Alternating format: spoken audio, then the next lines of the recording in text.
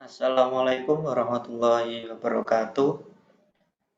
Kami dari kelompok 3 dari kelas pengukuran teknik dan data akuisisi kelas A akan mempresentasikan dan juga menjelaskan sebuah materi pada mata kuliah pengukuran teknik dan data akuisisi dalam sebuah bab yaitu tentang probabilitas dan juga aplikasi statistika dalam pengukuran. Kelompok kami, kelompok 3, beranggotakan 5 orang anak. Yang pertama yaitu saya sendiri, Muhammad Bagus Tri Yulianto, dengan NIM I04200077. Lalu rekan saya, silahkan untuk memperkenalkan diri masing-masing. Saya Dewanggarestu Aryan Nugroho, NIM I04200041.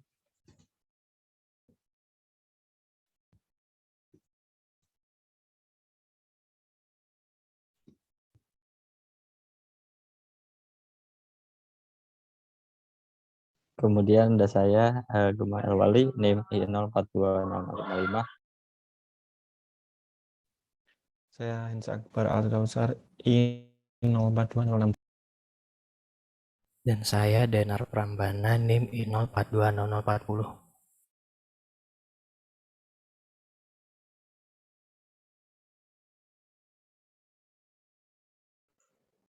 Baik, itu tadi anggota dari kelompok 3, kelompok kami. Lalu untuk presentasi dan juga penjelasan mengenai pendahuluan akan dijelaskan oleh Saudara Hinsa. Silakan. Pendahuluan.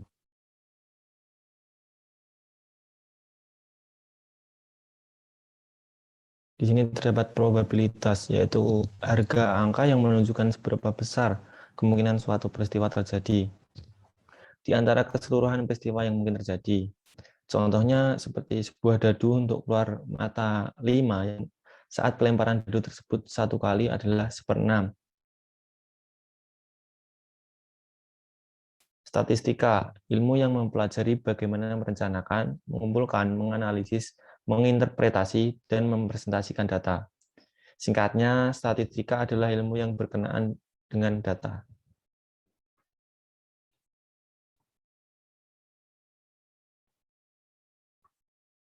Populasi. Populasi merupakan keseluruhan objek atau subjek penelitian dan pengamatan yang menjadi perhatian. Populasi sendiri dibedakan menjadi dua, yaitu populasi terbatas atau finite, yaitu kumpulan objek penelitian dan pengamatan yang memiliki batasan dengan populasi lain. Populasi tak terbatas, bisa disebut infinite, yaitu kumpulan objek penelitian dan pengamatan yang tidak memiliki batasan dan tidak dilakukan pengukuran mengenai cakupannya. Kemudian sampel merupakan pengambilan sebagian kecil dari elemen-elemen populasi untuk mewakili seluruh karakter elemen yang diteliti dan diamati.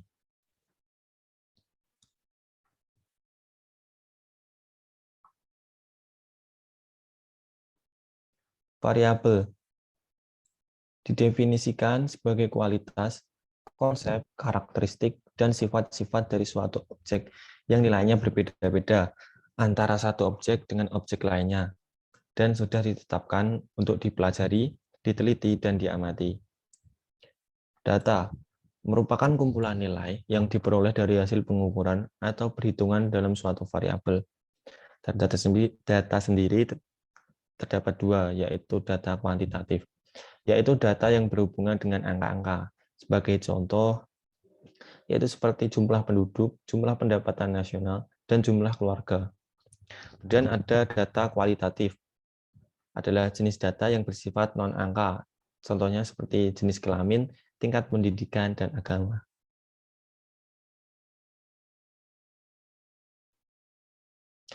Kemudian masuk ke statistical measurements theory, teori pengukuran statistik.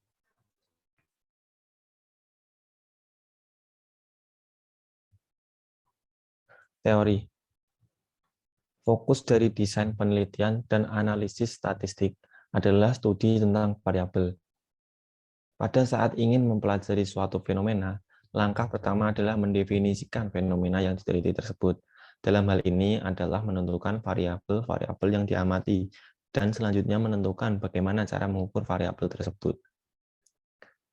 Proses tersebut dikenal dengan istilah definisi operasional. Jelas di sini bahwa untuk memahami suatu fenomena, kita harus memahami dulu istilah variabel dan skala pengukuran.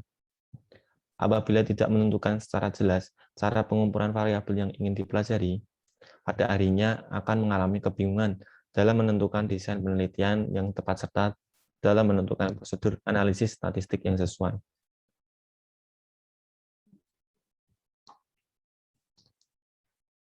Probability density function.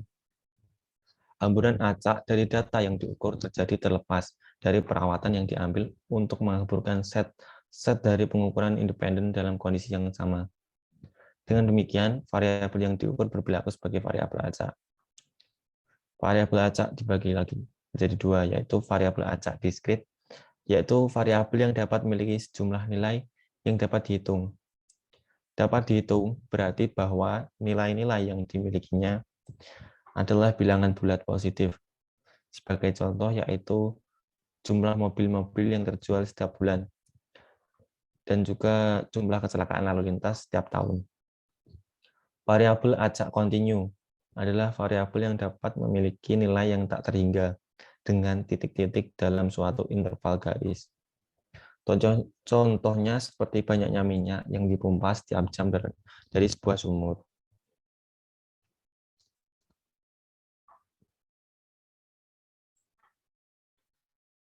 Histogram. Pada bidang statistik, histogram adalah tampilan grafis dari tabulasi frekuensi yang digambarkan dengan grafis batangan sebagai manifestasi data binding. Histogram adalah pemetaan frekuensi bilangan observasi berdasarkan rumus N sama dengan sigma, I sama dengan 1 sampai K kali MI.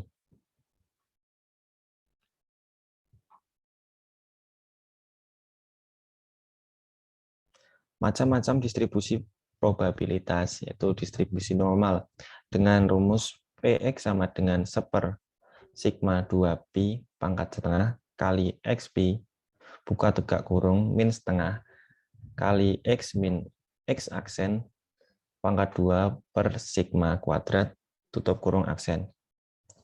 Distribusi log normal, dengan rumus Px sama dengan 1/, kali xp buka kurung tegak min setengah lan kali x min x aksen pangkat 2 per sigma kuadrat tutup tegak kurung.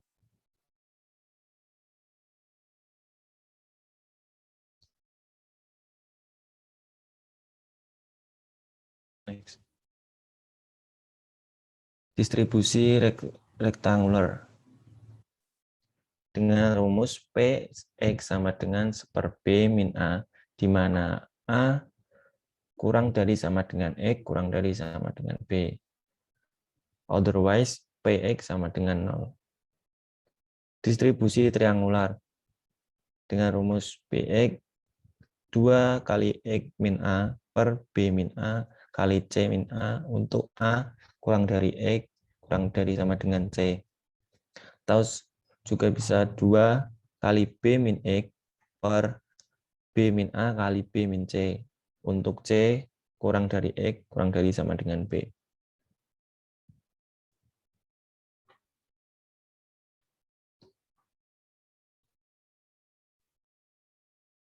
Distribusi Poisson dengan rumus Px sama dengan E pangkat min lambda pangkat X per X inverse. Ya, ada juga distribusi binomial, yaitu Pn sama dengan buka tegak kurung N besar inverse per N besar min N inverse kali N inverse tutup tegak kurung P pangkat N kali 1 min P pangkat N besar min N kecil.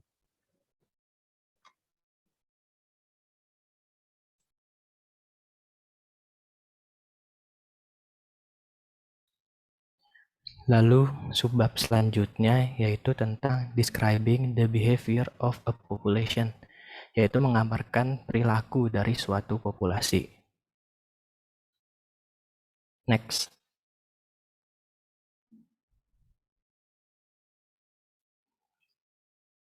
Nah, untuk mencari hubungan antara probabilitas dan statistika, maka kita dapat mengasumsikan bahwa distribusi tertentu dengan fungsi Px digunakan untuk mencari sifat dari nilai X.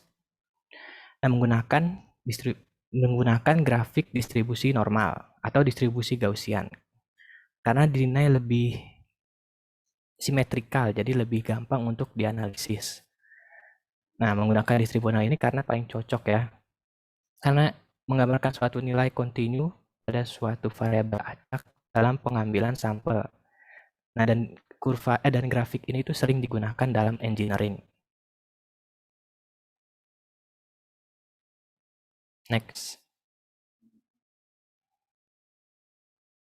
Nah, di sini ada rumus fungsi dari grafik Gaussian atau distribusi normal dirumuskan dengan fungsi P terhadap X sama dengan 1 per sigma akar 2V dikali eksponensial dari min setengah dalam kurung X min X aksen atau X bar dibagi sigma kuadrat. Nah, dengan keterangan X aksen ini nilai rata-rata atau dapat dikatakan juga sebagai X bar, sigma itu standar deviasi, dan sigma kuadrat sebagai varian. Nah, dari fungsi ini, nilai fungsi ini tergantung pada nilai rata-rata dan varians. Nilai maksimum fungsi ini juga terjadi saat X sama dengan X bar atau saat rata-ratanya. Lalu nanti pada saat penggambaran grafik, varian itu menunjukkan range dari kurva tersebut. Nanti ada gambarnya di slide selanjutnya. Next.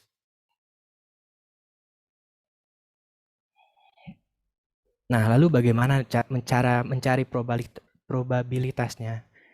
Nah, cara mencarinya itu karena ini dia berbentuk kurva, maka yang dicari itu adalah area kurvanya dengan cara mengintegralkan dari range. Nah, maka dapat ditulis sebagai berikut. P X bar min sigma X kurang dari X kurang dari X bar atau X aksen plus sigma X sama dengan integral dari X aksen min sigma X sampai X aksen plus sigma X Px dx.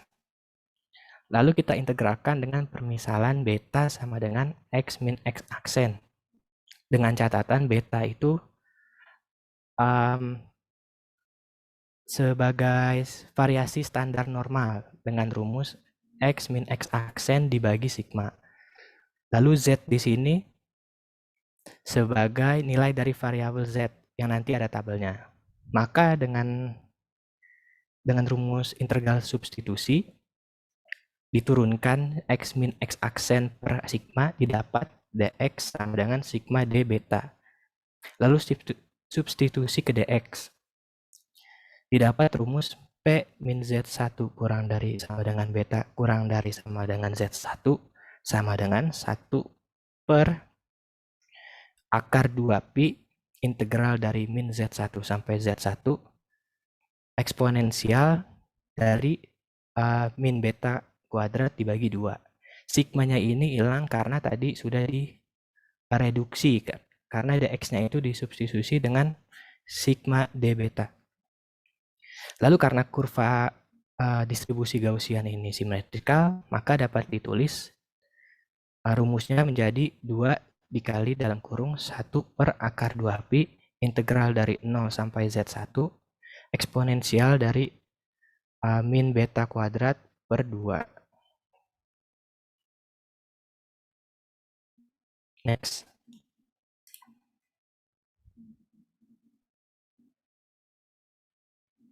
Nah, di sini tuh daripada kita menghitung secara susah, mungkin apalagi kalau di ujian kurang praktis, disediakan tabel seperti ini contohnya.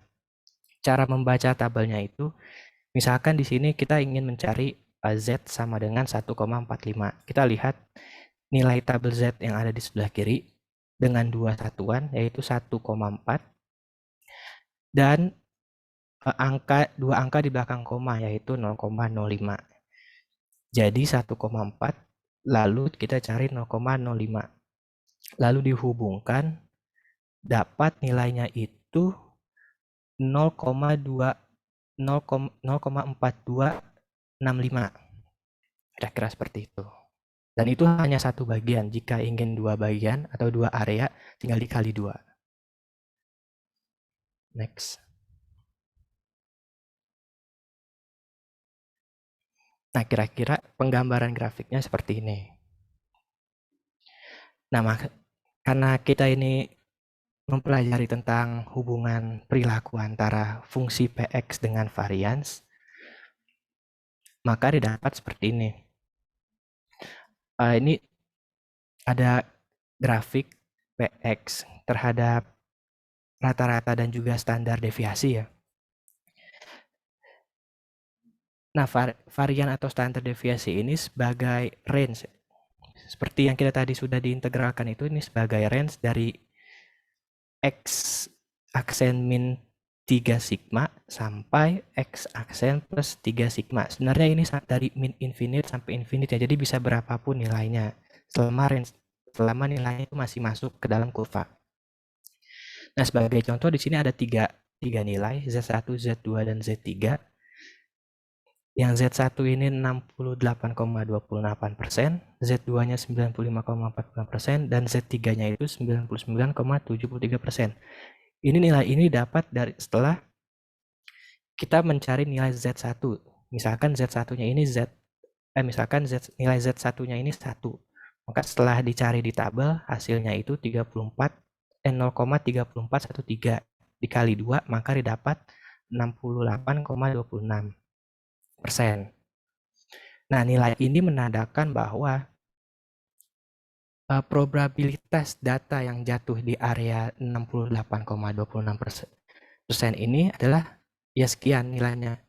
Jadi probabilitas data yang jatuh di bawah kurva sebesar 68,26%. Begitu juga dengan 95,14% dan juga 99,73%. Jadi semakin besar nilai Z-nya, maka peluang data yang mungkin terjadi atau akan muncul, yang mungkin muncul semakin besar. Next.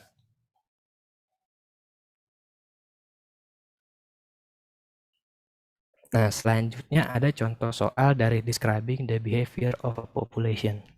Next.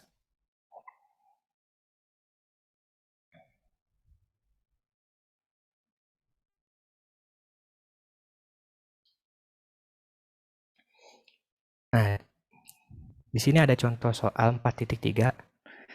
Ada sebuah statistik dari varying voltage signal yang terdefinisi dengan baik alatnya, didapat rata-ratanya itu 8,5 volt dan variansnya 2,25 volt kuadrat. Jika dilakukan suatu pengukuran, maka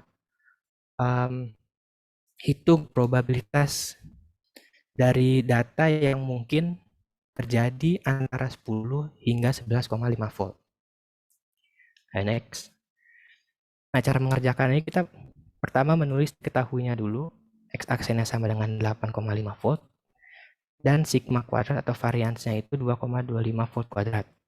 Yang ditanya adalah peluang indikasi voltage 10 sampai 11,5 volt akan muncul, atau dapat ditulis P10 kurang dari sama dengan X kurang dari sama dengan 11,5. Lalu next. Yang pertama kita cari itu adalah standar deviasi, karena di sini diperlukan untuk menghitung X ya. Standar deviasi dicari dari akar dari varians, yaitu akar dari 2,25 volt kuadrat. Didapat hasilnya itu standar deviasinya 1,5 volt. Lalu kita mencari nilai Z. Nilai Z yang pertama itu dicari dengan cara X min X aksen dibagi sigma atau dibagi standar deviasi. Didapat disubstitusi angkanya 10 min 8,5 dibagi 1,5. Lalu yang Z2 juga sama dengan demikian. X min X aksen dibagi standar deviasi.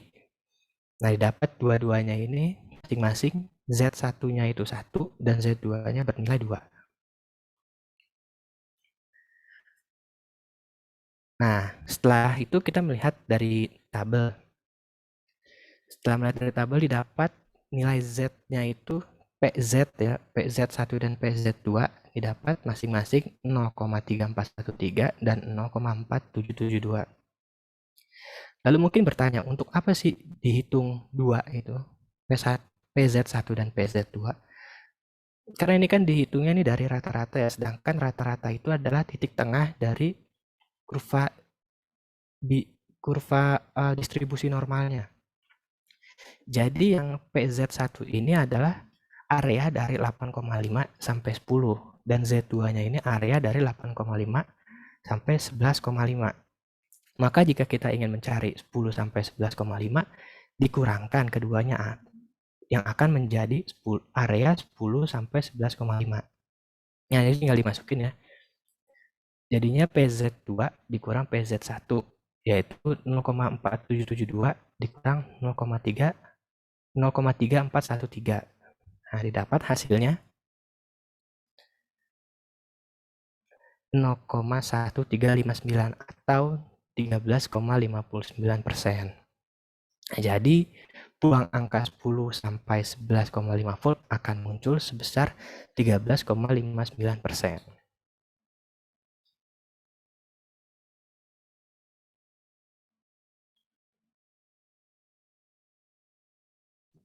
Kemudian untuk subbab selanjutnya akan saya jelaskan yaitu tentang statistik of finite set datasets atau statistik kumpulan data berukuran terbatas.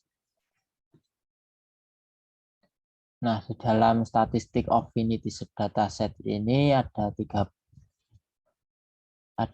persamaan. Yang pertama, persamaan untuk mencari rata-rata sampel, yaitu rata-rata sama dengan 1/n kalikan sigma I sama dengan 1 sampai dengan N kalikan XI.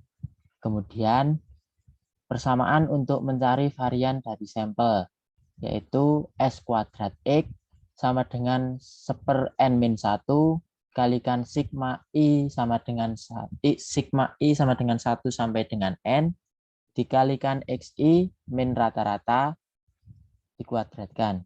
Kemudian persamaan yang ketiga yaitu untuk mencari standar deviasi sampel,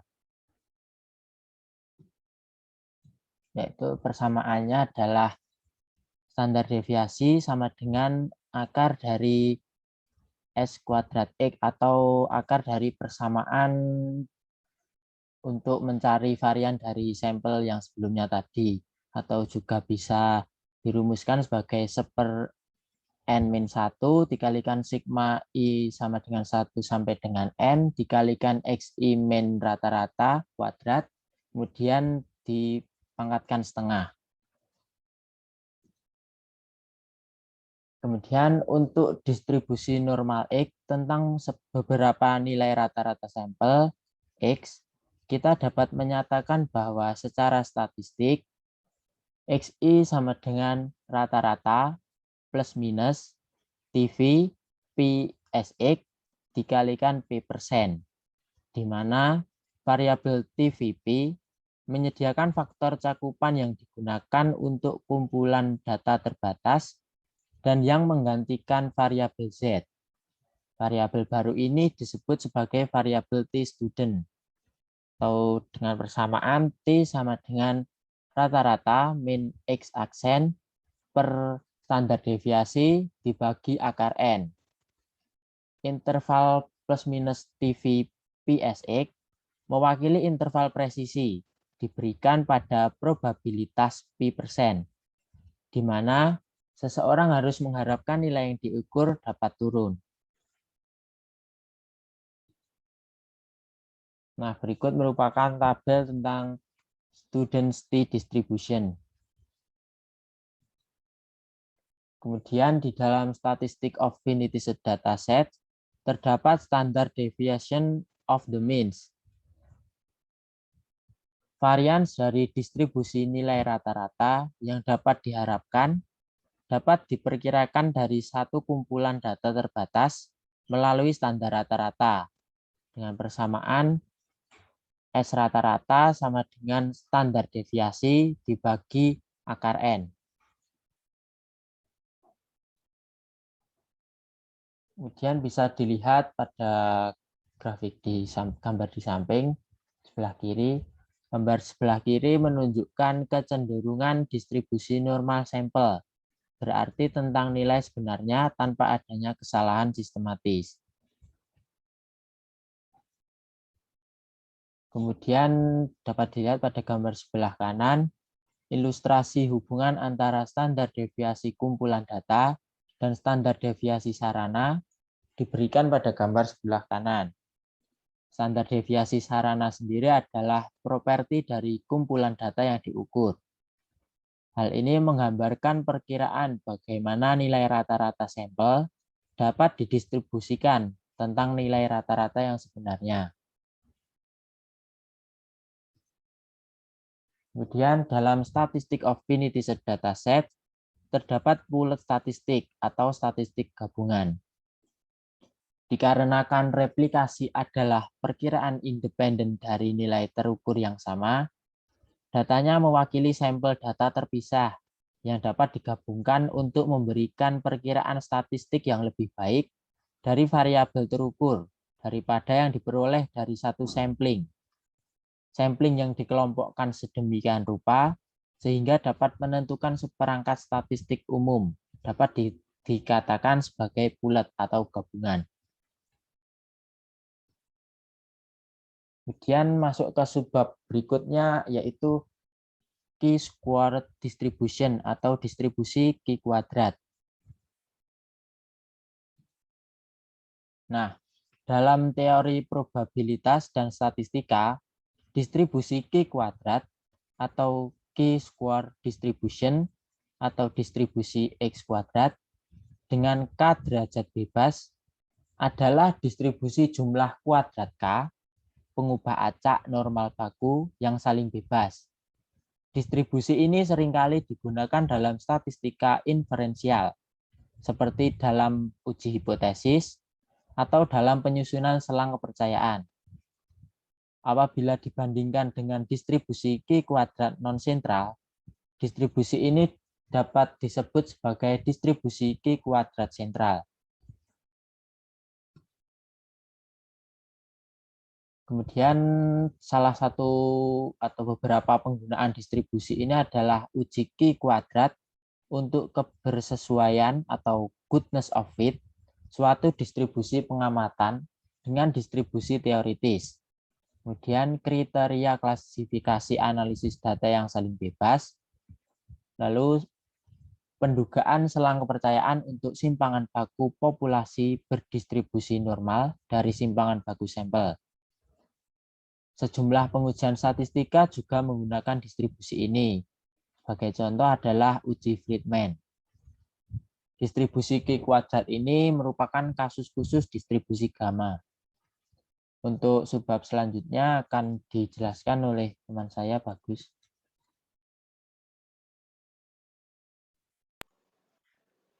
Baik, ya, saya akan menjelaskan yaitu mengenai regression analysis atau analisis regresi. Lanjut. Regresi sendiri yaitu adalah suatu metode analisis statistik yang digunakan untuk melihat pengaruh antara dua atau lebih banyak variabel. Analisis regresi dalam statistika adalah salah satu metode untuk menentukan hubungan sebab akibat antara satu variabel dengan variabel lain. Variabel penyebab disebut dengan bermacam-macam istilah. Ada variabel penjelas, variabel independen atau secara bebas, variabel X, lalu ada variabel explanatory. Variabel terkena akibat dikenal sebagai variabel yang dipengaruhi, variabel dependen, variabel terikat, atau variabel Y. Kedua variabel ini dapat merupakan variabel acak atau random, namun variabel yang dipengaruhi harus selalu variabel acak. Hubungan variabel tersebut bersifat fungsional yang diwujudkan dalam suatu model matematis. Pada analisis regresi, variabel dibedakan menjadi dua bagian, yaitu variabel respon atau juga biasa disebut variabel bergantung atau dependen, dan variabel explanatory atau juga bisa disebut variabel bebas atau independen. Next. Nah, ini merupakan kurva hubungan antara independen variabel dan juga variabel dependen. Variabel dependen di sini yaitu apa yang diukur dalam percobaan. Ini karena adanya perubahan pada variabel independen. Variabel penelitian ini disebut dependen karena bergantung pada variabel independen. Dalam eksperimen ilmiah, Anda tidak dapat memiliki variabel dependen tanpa adanya variabel independen. Variabel dependen juga disebut variabel output. Itu akibat pengaruh yang ditimbulkan oleh variabel bebas. Variabel dependen juga memiliki karakteristik, yaitu antara lain variabel dependen mengacu pada jenis variabel yang mengukur pengaruh variabel bebas pada eksperimen. Lalu untuk variabel independen merupakan variabel yang mempengaruhi atau menyebabkan perubahan pada faktor yang diukur atau dipilih oleh seorang peneliti dalam mengetahui hubungan antara fenomena yang diamati. Untuk karakteristik variabel independen sendiri yaitu variabel independen disebut variabel argumen dalam persamaan atau instruksi matematika yang nilainya menentukan variabel dependen. Variabel independen juga dikenal sebagai variabel prediktif dalam statistik, yaitu variabel yang sengaja memanipulasi eksperimen untuk mengamati hubungannya dengan kuantitas lain atau yang menentukan kondisi berbeda dalam eksperimen tersebut. Dan gambar ini merupakan menunjukkan distribusi nilai terukur Y tentang setiap nilai tetap variabel independen. Kurva YC juga memiliki kemungkinan fungsional. Lanjut.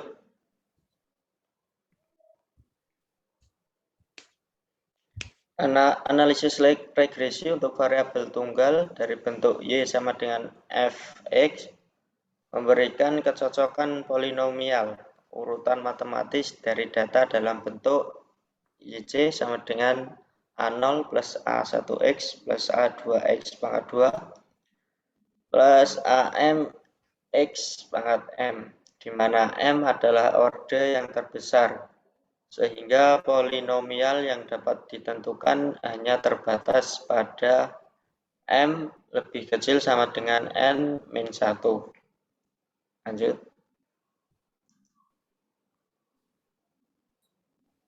Lalu subbab selanjutnya yaitu data outlier detection atau deteksi data outlier. Next. Nah, kita masuk ke pertama ini, apa sih data outlier detection itu? Data outlier detection digunakan sebagai perhitungan untuk mengidentifikasi apakah nilai dari suatu data, sekumpulan data, merupakan nilai asing yang bukan dari pengujian atau pengukuran. Nah, nilai asing ini dijumpai karena adanya penyimpangan saat pengukuran. Bisa jadi kesalahan saat pengukuran, alat yang digunakan kurang presisi atau mempunyai akurasi rendah, atau kesalahan pengguna, dan banyak faktor-faktor lain.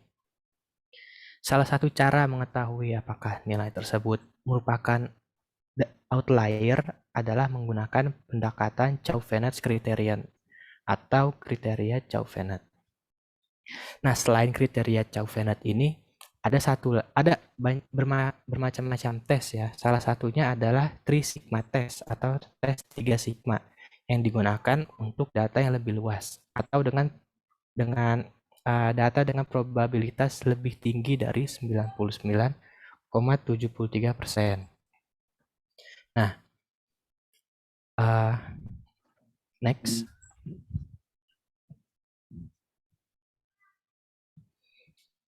Data outlier detection ini dapat dirumuskan dengan 1 min 2 dikali probabilitas dari Z0 kurang dari 1/2n. Dengan keterangan Z0 ini sebagai yang tadi, seperti rumus-rumus sebelumnya, XI min X bar dibagi standar deviasi. Nah, XI-nya itu adalah nilai data yang dicurigai sebagai outlier. Lalu SX-nya sebagai standar deviasi, X bar-nya rata-rata, dan N sebagai jumlah pengukuran. Oh ya, di data outlier ini digunakan lebih akurat jika digunakan bersamaan dengan kurva distribusi Gaussian atau distribusi normal. Next.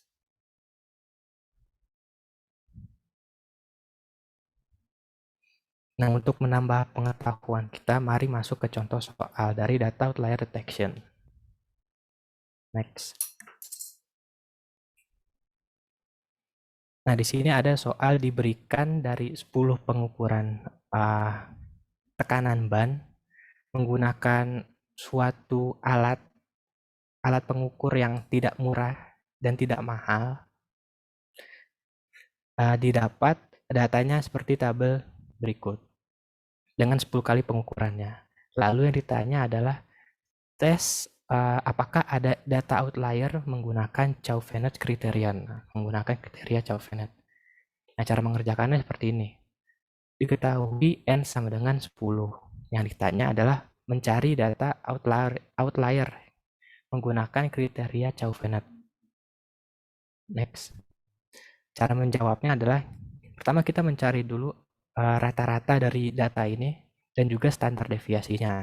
Nah, untuk kali ini, setelah melakukan perhitungan ya, tidak dijelaskan di sini, didapat rata-ratanya itu 27 dan standar deviasinya 3,8. Lalu step selanjutnya itu mencari data yang berbeda dengan yang lain. Sebenarnya mencari XI ini tuh bebas, bisa aja kita mencarinya itu satu-satu. Misalkan dari data yang pertama kita menyelidiki apakah ini berpotensi sebagai outlier atau tidak, atau data kedua, data ketiga, dan selanjutnya. Tetapi yang kita perlu ketahui bahwa standar deviasi yang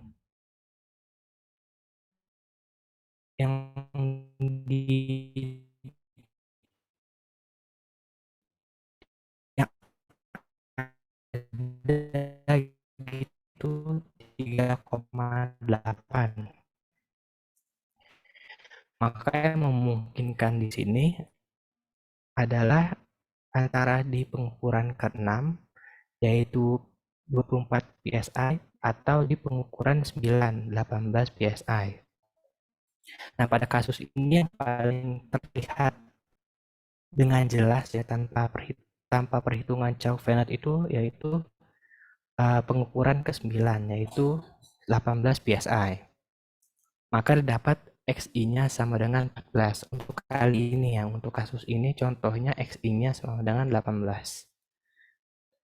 Lalu step selanjutnya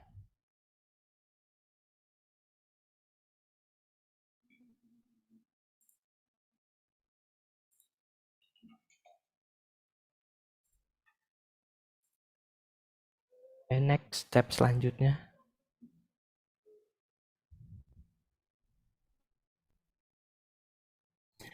Nah, step selanjutnya itu mencari ya 1/2n atau mencari sebenarnya kemungkinan itu berapa sih dari itu ke yang seperti apa gitu outlier jika di luar dari 0, jadi seperti pada subbab sebelum persentase. Nah, data dapat dikatakan atau disuspek sebagai outlier jika di luar dari kurva tersebut. Nah, dalam kasus ini nilainya di luar 95%, bisa jadi itu 95,1, 9,52 atau selanjutnya dan lain-lain. Lalu perhitungannya pertama kita menghitung Z0 dengan cara XI dikurang X bar dibagi standar deviasi. Maka didapat Z0-nya itu 2,638. Lalu kita melihat tabel untuk lebih gampang, tabel distribusi normal, hubungan antara rata-rata dengan standar deviasi, didapat peluang dari Z0 ini 0,4910. Lalu kita masukin ke rumus, 1 dikurang Z0 kurang dari 1/2 kali N. Nah, didapat hasilnya itu 0,018 kurang dari 0,050. Nah, maka dapat disimpulkan bahwa data ini mempunyai kemungkinan bahwa data ini adalah data outlier karena data ini kurang dari 5%, yang artinya 5% itu merupakan area dari suatu data outlier, sedangkan yang data dapat dikatakan sebagai valid jika dia lebih dari 1/2n atau masuk ke dalam 95% ini. Dalam kasus ini yaitu 95%. Nah, data ini juga sebenarnya dapat dihilangkan ya, atau ya dapat dihilangkan secara hati-hati, tetapi lebih direkomendasikan untuk dilakukannya pengukuran ulang untuk menghindari salah pengukuran di selanjutnya pada data-data selanjutnya. Next. Ya, maka tadi ya seperti tadi ya, XI sama dengan 18 berpotensi sebagai data outlier.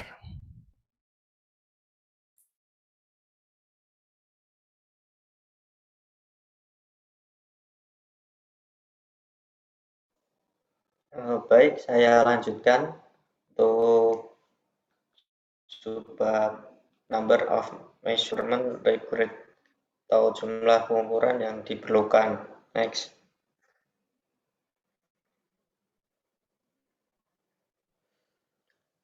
Kita dapat menggunakan diskusi yang sebelumnya kita bahas untuk membantu dalam desain dan perencanaan program uji. Misalnya, berapa banyak pengukuran N yang diperlukan untuk mengurangi perkiraan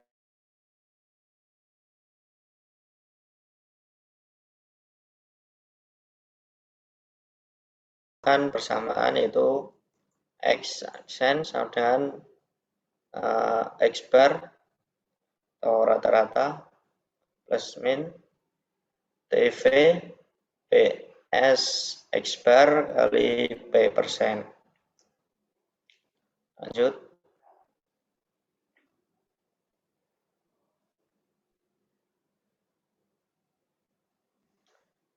Lalu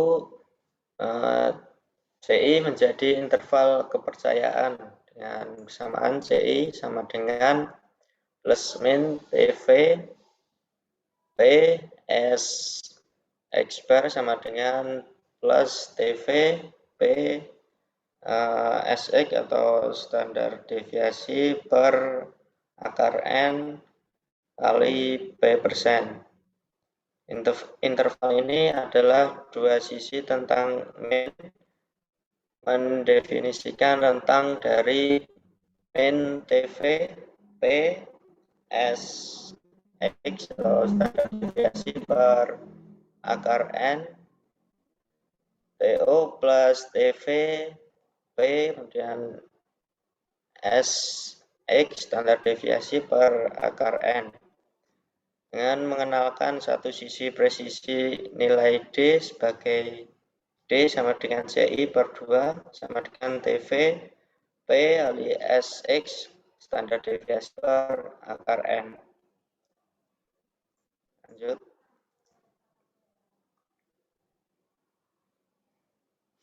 Misalnya, jika interval kepercayaan adalah min plus 1 unit, interval lebar 2 unit, maka D sama dengan 1 unit. Oleh karena itu, jumlah pengukuran yang diperkirakan oleh N dengan TV PS standar deviasi per D kurung akar 2 lalu P persen. Karena tingkat kebebasan dalam T tergantung pada N, maka memecahkan persamaan di atas membutuhkan iterasi. Shortcoming dari metode ini adalah kebutuhan untuk memperkirakan SX yang dapat didasarkan pada pengalaman atau pengetahuan lain dari populasi. Salah satu pendekatan adalah untuk membuat jumlah awal pengukuran N1 untuk mendapatkan estimasi varian sampel S yang diharapkan. Kemudian gunakan S1 untuk memperkirakan jumlah pengukuran yang diperlukan. Jumlah total pengukuran NT akan diperkirakan oleh NT, kemudian TN min 1,95 S1 per D kuadrat Li 95%. Ini menetapkan bahwa pengukuran tambahan NT min NI diperlukan. Lanjut.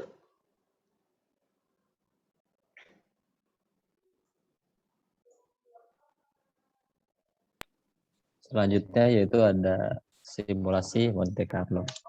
Next.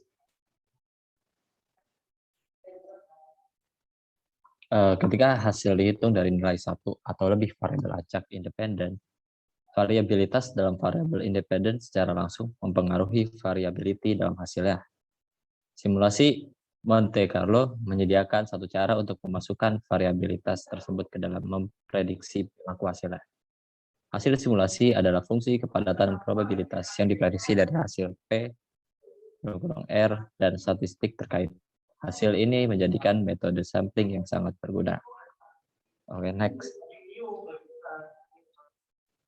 Untuk mengilustrasikan simulasi Monte Carlo ini, pertimbangkan hasil R yang merupakan fungsi yang diketahui dari dua variabel melalui hubungan parametrik R sama dengan F tanda kurang X, Y, seperti pada gambar di samping.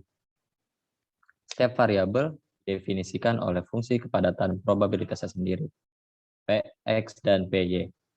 Setiap iterasi simulasi Monte Carlo secara acak menarik satu nilai yang mungkin untuk X sama dengan Xi dan Y sama dengan Yi dari fungsi kepadatan masing-masing untuk menghitung nilai untuk R sama dengan Ri. Proses iterasi ini terus memperbarui kumpulan data untuk R hingga standar deviasi yang diprediksi untuk R konvergen ke nilai asimptotik. Kualitas konvergensi harus diperdagangkan terhadap biaya simulasi, tetapi nilai dalam 1% sampai 5% cukup untuk banyak aplikasi. Oke, next. Simulasi Monte Carlo ini didasarkan pada distribusi variabel yang diasumsikan. Dan karena ini adalah perkiraan, namun jika distribusi yang diasumsikan masuk akal, maka hasil dari perkiraan akan sangat baik. Kekurangannya adalah bahwa jumlah khas iterasi yang diperlukan dapat berada di urutan 10/4 sampai 10/6. Jumlah iterasi dapat dikurangi dengan menggunakan teknik sampling. Simulasi dapat dijalankan dalam spreadsheet, MATLAB, atau program similar menggunakan rutinitas built-in untuk memfasilitasi pengambilan sampel dari fungsi kepadatan. Oke, next. Yang terakhir yaitu summary atau ringkasan. Next. Jadi perilaku dari sebuah variabel acak didefinisikan oleh fungsi kepadatan unik yang menyediakan informasi yang tepat tentang nilai dan rata-rata dan variabilitas. Tujuan pengukuran adalah untuk memperkirakan fungsi kepadatan ini berdasarkan kumpulan data yang diperoleh terbatas. Scatter normal data tentang beberapa nilai yang berarti pusat disebabkan beberapa faktor berkontribusi, termasuk ketidakstabilan, temporal variable proses itu sendiri atau distribusi spasial di bawah kondisi operasi nominal tetap, serta kesalahan acak dalam sistem pengukuran dan dalam prosedur pengukuran. Oke, jadi lebih lanjutnya itu sejumlah pengukuran variabel hanya dapat berjalan sejauh ini dalam memperkirakan perilaku seluruh populasi nilai. Kami membahas bagaimana perkiraan berdasarkan kumpulan data terbatas mempergunakan kesalahan acak lain dalam memprediksi nilai sebenarnya dari pengukuran sesuatu yang ditangani oleh statistik sampel. Oke, next. Statistik merupakan alat yang ampuh yang digunakan untuk menafsirkan dan menyajikan data. Di dalam sebab ini, kami mengembangkan metode paling dasar yang digunakan untuk memahami dan mengukur kumpulan data berukuran terbatas. Metode untuk memperkirakan nilai rata-rata sebenarnya berdasarkan sejumlah titik data yang terbatas dan ketidakpastian acak dalam perkiraan tersebut disajikan bersama dengan perlakuan penyesuaian kurva data. Sejumlah tabel bumi dari estimator statistik ini diberikan sebagai tabel. Pada presentasi sebelumnya atau tabel 4,7, metode Monte Carlo disajikan sebagai alat untuk memprediksikan bagaimana variasi variabel independen akan mempengaruhi variasi dalam hasil. Jadi sepanjang ini kami telah mengasumsikan kesalahan sistematis yang dapat diabaikan dalam kumpulan data. Sekian.